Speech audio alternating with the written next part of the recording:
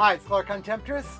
Today I'm going to answer a question I get a lot, and I realize this video won't be for everybody, but we're going to talk about how to install a BankManager. BankManager, for those of you who don't know, is this device I've come up with. We've got 600 installs. Everybody seems to be quite happy with them. What they allow you to do is take lithium iron phosphate batteries and bring them into either your boat, your camper, your off-grid home without making a whole lot of changes. The big thing they do though is this is basically the only game in town for doing the correct charge profile on lithium iron phosphate. If you look up low current overcharge, this does not cause it.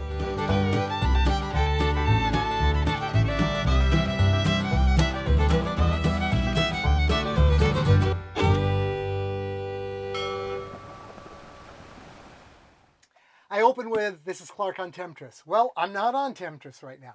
I'm in my camper. I have a truck camper. I'm back in the United States for a little while, and I'm going to be installing this BankManager in this camper. Now, this camper actually already has a BankManager. It has one of the early prototypes, as you would expect, and this one's just a whole lot better. And also this will allow me to walk you through the procedure of doing an install in a very clear-cut way. Installing electronics on a yacht isn't easy. The pulling of the wires through all the cabinetry to make it look all yachty at the end is a challenge, and filming it is a bigger challenge. This camper is really easy. All the electrical system is in this cabinet. I'm going to bring a camera into this cupboard so you can see what I've done in here. On this back wall, you'll find not only the BankManager and all the wiring and how we install that, but you'll also find I've added an inverter to this camper. I've added solar panels, so this voltage solar regulators in here, the charge controller. If you've got a camper or any other off-grid power system and you want to learn a little bit about how it works, or you'd like to be able to expand it in some way, this video should be useful for you. Let's dive in. Okay, welcome to my closet on my camper. This is where I've done all the wiring. Let's start at the top here. This is the solar charge regulator. It takes lines in from the solar panels, and then it does the charge control tricks required. This is a EP Ever. These are perfectly reasonable little charge controllers that don't cost an arm and a leg, but do all the functionality that's absolutely required. If I was to get one today, I would look seriously at the Victron because I think the prices came down quite a bit. Below this is actually a circuit breaker on the input side. So one of the solar panel wires, the positive one, goes through the circuit breaker. I like that, not because I'm really concerned with the solar panels burning the truck down, but gives me a switch that I can shut them right off when I want to do maintenance, because you can't turn the sun off. Down from here we have the inverter. I'll clip this on the wall now. The inverter takes DC from the batteries and makes AC power, and that lets me run the microwave and various other things in this camper.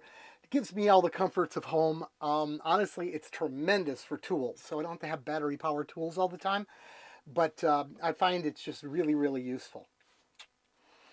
Over here is part of my air conditioner. Right now the air conditioner is only offered for boats because it uses water to cool the condenser, but I built one as a prototype. It's working really well, and it's installed in this camper that uses the battery power and the solar to run the air conditioning. It's not exactly as efficient as the one on the boat, but it's real close, and it's like so much more efficient than any other you can buy currently. This little box here in the center, you can disregard this completely. This is the remote controller for the electric legs that a truck camper has, so it can kind of lift itself up and you can drive the truck out, so forget about that. Down here it gets interesting. This is my original prototype Generation 1 BankManager, and it's installed into this camper, and it controls these batteries. I bought two of these a while ago. One of them I did a video on. It's that first in my series of comparing batteries. So many people watch this video. I wish people wouldn't, because of all the batteries I've compared, this is kind of the worst, but for sure This was the worst job I ever did on a review. My other reviews are a lot better. So if you're thinking about buying a lithium battery, I think it would benefit you to go through any of the review videos and then go to the description, chase down what's called the leaderboard, and you'll find links to everything and my opinions on them. Anyway, these are okay batteries. They're not great. There's better batteries available. This one was just sent to me to do a review on, so I had no other use for it, so I put it in the camper. So this camper has 300 amp hours of lithium iron phosphate batteries. But now to the BankManager itself. So here's the BankManager. The wiring is the same on all of them, except the Gen 3s have 4 more wires to do new tricks. So that's convenient for me because to install a Gen 3 in place of the Gen 1, I can just go wire for wire and connect them up. But let's go through them all and what they do. The furthest wire to the right here is 5 volts, and the 5 volts goes into the current sensor. This is the current sensor. It's that little blue donut that wraps around the wire going to the positive of the batteries. The next 2 wires are usually twisted together so that there's a little interference because it's a very low signal that comes back from this current sensor. They go to the next 2 pins, VREF and VOUT, and they tell the BankManager what the current is that's flowing through this big wire. And then finally there's a ground wire in this mix, and that just goes to the DC ground of the whole system. The next wires are what controls the current, the contactor. That's these 2 right here, and they go to the off and the on poles of the coil of the bistable contactor. If you do a monostable, you'll either use one or the other depending if you're a normally closed or a normally open contactor. The contactor has a common wire on the other side that runs around. Let me find it. Yep. That runs around, it goes through a little fuse, and that goes to the lead side of the contactor. The next wire here is how the BankManager senses the voltage in the lithium batteries. That runs through, again, a fuse, and then it runs to the lithium side of the contactor, good place to pick up the lithium positive voltage. And finally, the lead side, again, through a fuse and to the lead side of the contactor. The one wire I guess I left off in all that is very important. This is the ground wire. And in the old systems, you had to provide a switch. And the switch is how you would turn off all the BankManager systems. The Generation 2 BankManager still requires an external switch. The Generation 3 has a switch built into the BankManager itself. It's just much more convenient that way. So I'm going to switch it over now. I'll take this device out. I'm going to move all these wires one to one onto the new BankManager, and then I'll talk about the new features and get it installed. This version of the BankManager Gen 3 is what we call the surface mount. It has 2 boxes. This one goes where all the wires go, close to the batteries, and it picks up all of the information and sends it out over Ethernet cables, not Ethernet topology. I'm just using the cables to the display unit. The display unit has the microprocessor in it and all the real workings and the real magic, and it uses those Ethernet wires to control what happens in the outside world. So let's go through all that. First, I'm going to turn off the BankManager. For the transfer over, I'm going to do this off camera because it's all tied in here and it's just going to be hard for me to get that set up. But in a second, magically this will be in place of this.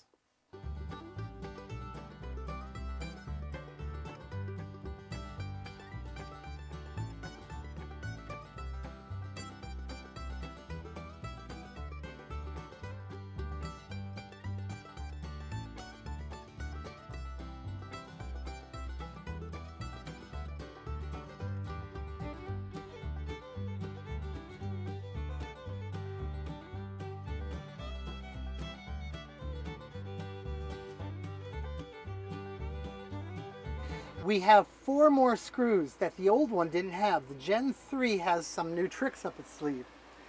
Let's see, the first one I'll talk about is this little device here, comes with it.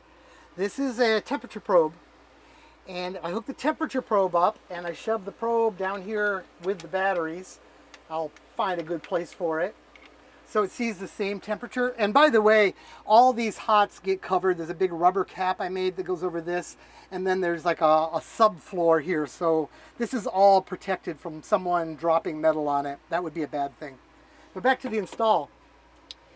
The black wire goes to your system ground. The red wire goes to the plus 5 volts. And the yellow wire runs to the TMP of the last 4. There's one labeled TMP for temperature. And that'll allow the BankManager to know the pretty precise temperature of what's going on with this probe. And I'll get to why that's important later. The other wire is very interesting. I've already installed over here in the corner a power resistor. And a power resistor, when just hooked up to 12 volts, becomes a heater. It just dissipates energy into heat. Now that, you have to watch out about what to do with that heat, but I've got it bolted pretty tight to this aluminum structure, part of the camper. So the heat will go up here. That becomes a heat sink. And I chose a 6 ohm resistor, so only 2 amps are going to flow through it. Simple Ohm's law. Now one side, the one in the red wire down here, goes through a fuse, which is hard to see, and then it comes up to the lithium side of the contactor. The other one, I'm going to take over here. I think it'll look better if I go under all this. And I'm going to run it to the last terminal on the BankManager. That last terminal is marked load. And let me get that hooked up right now real quick.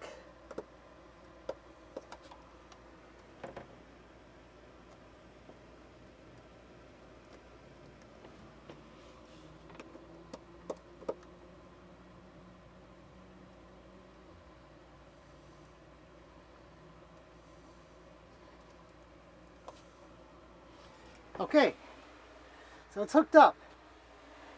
What will happen is when the BankManager finishes a charge cycle and the lithium batteries are fully charged, the lithium batteries are at a rather high voltage because they've just been charged.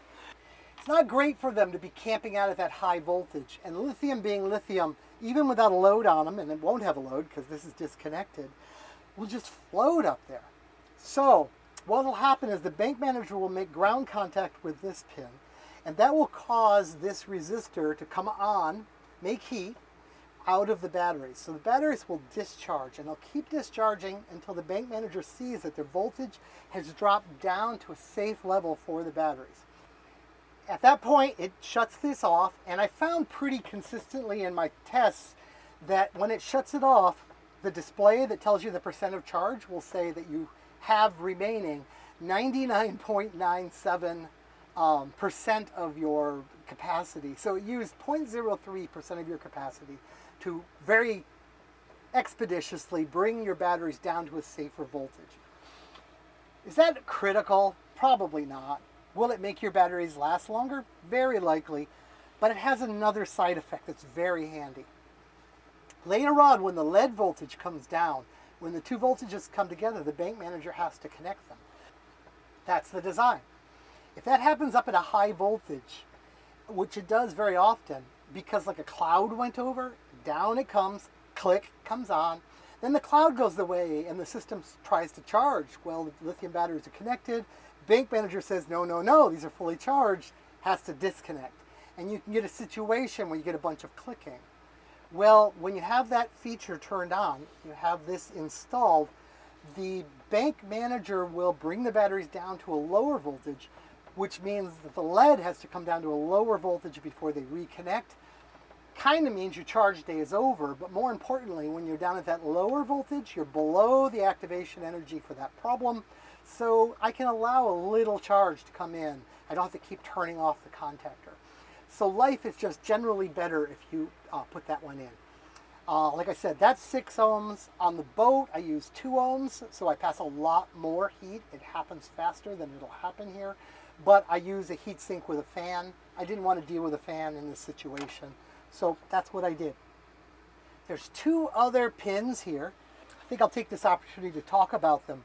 One pin is reset, And what that is an opportunity to add a remote reset button. There's a reset button on the display unit, and pushing this one to ground is exactly the same as pushing that button. So it's kind of, if you're putting it into an RV and you're up there about to start the engine and you say, oh, you know, I'm about to run this engine.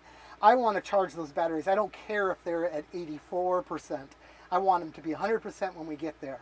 So you just push that button and it says, oh yeah, you're a candidate for recharge. And then you start the engine and it recharges. And the other one is labeled CHG. That one you really should read the manual about. Generally, on small installations, it just doesn't matter. But it's there for the people who need it. Okay, that changeover is done. Looks a lot alike, doesn't it? But it's a very different animal. Now we need to run the Ethernet cables. So these are the Ethernet cables I'm going to use. Good quality ones, I think. I chose flat ones just because of how I'm going to install and what they're going to look like. I got the highest cat, I don't know what they're up to, 8 now. That's got a little thicker copper, and I figured that's a good thing. In the camper, probably not a big corrosion worry, but on the boat, I always make sure I have gold-plated pins. Corrosion, of course. Now there's 2 cables, and you really want to label them so you don't mix them. Do not cross the primary and the secondary. I hate pulling wire. I just hate it. On boats now, when people ask for my help, I go, sure, I'll help you. And I come over and I make sure they understand it all. I design their circuit, and then I say, okay, pull those wires. Tell me when you're done. So here's the primary. I'm running them in behind this just so that it looks better. And here's the secondary. All set. I'll run these up.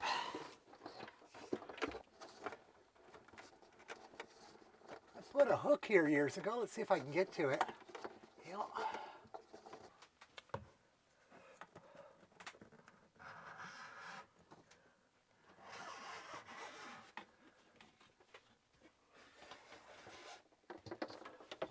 Okay, primary and secondary. I'm putting it in backwards, okay. There we go.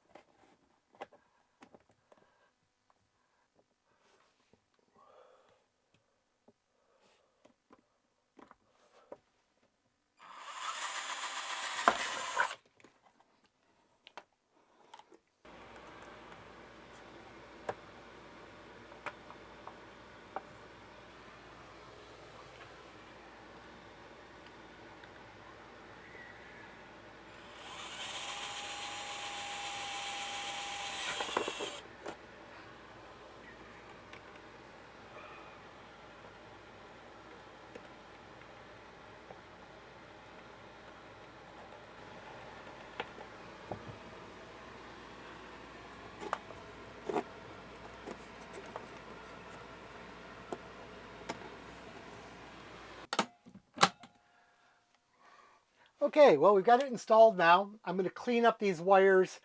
I managed to break off a little tab on this AC plug, and I want to replace it because it was kind of bent anyway. What's important is this is now installed. Let me mount the camera so I don't make you all seasick. And let's take a look at what's going on here. Above this, we've got the solar regulator for the solar panels, and now we've got the BankManager right below it, and we can see everything from here. Firing it up. Heard a little click or two in here in the cupboard. That's the contactor opening up and initializing things, and then it reconnected because it saw that it was safe to do so. But we're going to go right into the menu. So, charge to 100%. I always recommend 100%. BankManager is very good at that. It won't overcharge your batteries. You could choose lower numbers if you want to, if you're going to put your system in storage. And you can actually put it in this use voltage method. It's all in the manual, and that's more, it charges like the way a Victron charges, just a little better. It's not the right way to charge, but if you ever have trouble with your current sensor or you want to balance your battery, your cells in your battery, that's a very useful feature. Oops, back to here. And the thing that everybody has to set is how big is your lithium bank, and we're going to say 300 amp hours because that's ours. The other ones, the reset charge, this says these batteries will not be a candidate for a recharge cycle until they drop below 80% of charge. Max float voltage. Oops. This is technically the voltage that I'm going to talk about chemically is 13.48 volts. I set it for 13.5 by default. Above this line, low current overcharge can happen. The cathode can be damaged. Below this, everything seems to be safe. It's the activation energy of that chemical reaction. Technically, it'd be 1/4 of that per cell. You can adjust that number, but that's a good place to put it. The BankManager, when it thinks your battery is fully charged, when it shows an asterisk on the screen, it will not put any more current in if you're above this voltage. But once you drop below this voltage, it'll let like a little in, a little out, you know, as solar conditions change and loads happen. And what that boils down to is if you set your voltage regulators float below this, I suggest 13.3, it will not click the contactor in and out as much. Contactor type, bistable. I'm using a bistable contactor. There's also monostable. If you set it for monostable and connect it to a bistable contactor, it will destroy the contactor. So never do that. Max amps. This is kind of like a fuse, and you can lower this number down. Like I'll set it for, oh geez, there's no reason in this installation I should ever go over 150 amps of draw. And if I do, something's wrong, like there's a short circuit. So this kind of becomes a software fuse. Never trust software to do fusing. But if you have a fuse, and let's say you have a 200 amp fuse, and you set this for 150 amps, this will likely protect your real fuse that costs money, and this is just software, so you can just reset it once you fix the problem. Minimum percent of charge. I have this off right now. I'm going to set it for, let's say, 20% because I have a nice big bank. If the bank ever drops below 20%, it'll shut the lithium right off, and the camper becomes a lead camper. There is a lead battery still in this camper. There needs to be for the system, and then you use that in the normal way. Sensor type. By default, that's a 200 amp sensor. That's that little blue donut thing. But different ones are available. If you wanted more power or you ended up with a different one somehow, just tell the BankManager. It'll work with all of them. Now we can calibrate the voltage for both lithium and lead. I think it's calibrated quite well right now. Shutdown temperature. Now, if you try to charge a lithium battery below 0 Celsius or 32 Fahrenheit, bad things will happen and the battery could be destroyed immediately. Apparently you can like trickle charge it, but let's not mess there. Now the best thing to do, particularly in a camper that might go to the top of a mountain or be in winter storage, is to have BMSs that protect the batteries from cold weather. The batteries I have don't do that. So we're going to rely on the BankManager a little bit here. Now, it's not the greatest thing because all the BankManager can do is say, it's too cold in here, I'm shutting the lithium right the hell down, and you're a lead camper. But still, better that than destroying the batteries, right? So go into that. It's set for 35 degrees Fahrenheit. When the temperature goes below 35 where the sensor is, batteries are off, and they stay off until I think it goes above 40. I think it's like a 5-degree differential. You can do that in Celsius too. It's 1.7 degrees Celsius. Bluetooth name. If you turn this on and you just choose a number, I'll say this is, well, I'm the only one around, I'm going to say 0. I just activated the Bluetooth radio. When the app is available, should be any time now, you can connect your app on your phone to this and you get a history of all the voltages and when things were turned on and off and just kind of what happened. It should be pretty cool. And there's a parameter here you can go in and you can set the interval between samples. Right now it's 65 seconds, which means the memory will hold 1.5 days. If you crank that way down like you're trying to solve a problem, you only get about 1/10 of a day, but every 5 seconds you get a sample. And if you crank it up, you know, you can go way up and you could have weeks and weeks and weeks. I think you can actually have like almost a month, if I remember right. Yeah, over a month. But I'm going to set it for just a couple days. And I think that 65 is fine. 1.5 days. That means if I get up late, it's about noon, and I say, I wonder how low the voltage of the lithium batteries got before the sun came out. I can look at my phone and the information will be there. Once a minute, I'll know the samples. Current timeout. That's another one of those extra wires. I'm not convinced a lot of people are going to use this feature, but if you have a big installation with multiple bank managers, it becomes a little extra important. Or if you have like a house with a tremendous solar bank, and if you just turn off the lithium batteries, bad things happen because you might have some cheap Chinese inverter chargers that don't react real fast. Well, what happens here is you can set an amount of time and just set it for 0 and this thing is off. But if you set it for say 5 seconds, what will happen is when the bank manager feels it's time to shut off the lithium battery, it'll actually hold for 5 seconds. But it takes that little pin, the CHG pin, and runs it high. And you could take that signal and you could use that to like shut off your solar bank or do something on that order. And then it will finish its cycle and shut off the batteries. In the camper, I have no need for that, so I'm setting it back to 0. Factory reset, well, that would just undo everything we just changed, but if you say yes, click, it will. I'm going to say no. And then finally, resume operation, which does just that.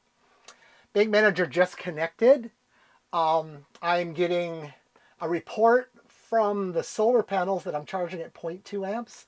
And I'm getting a report from the BankManager that those 0.2 amps are more or less going right into the lithium batteries, which is great.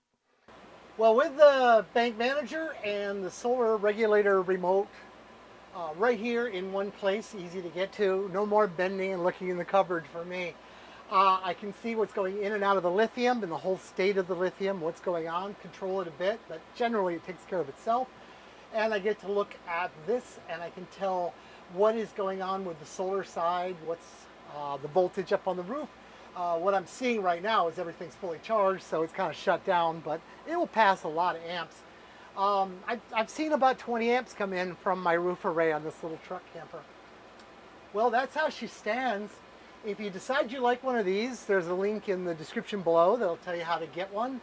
Like I said, we sold a bunch of them. People seem pretty happy with them. It's the easiest way for sure to put lithium in your camper.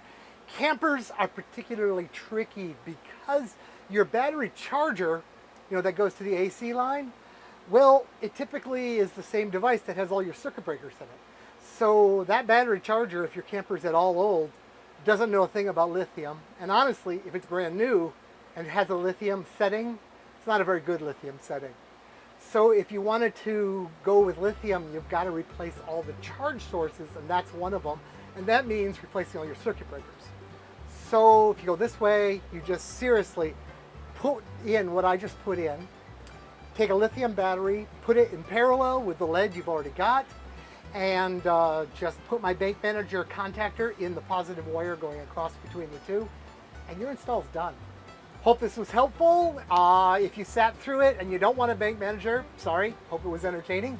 But if you want a BankManager, I needed to do this video to kind of walk through the install to cut down on the number of questions I get. But check your manual, everything's in your manual. 90% of all people just install from the manual and it works out fine for them. So if you have trouble, first reread the manual and then, well, you can come for help. Bye from Clark on Temptress, currently in my camper in Florida.